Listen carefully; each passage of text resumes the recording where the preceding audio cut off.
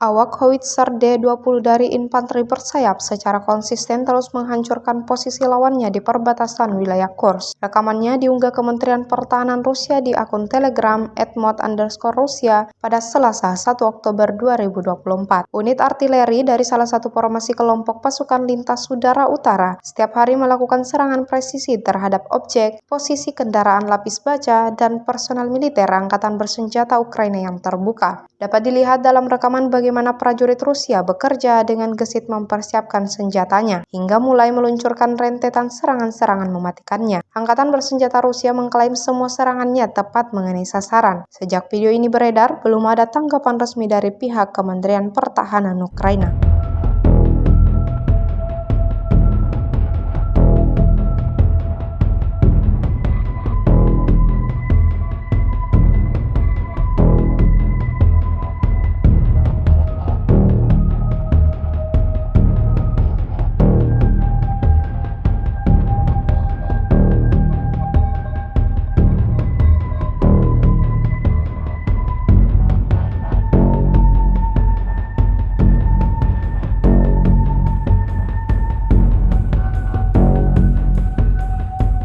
Download Tribun X sekarang, menghadirkan lokal menjadi Indonesia.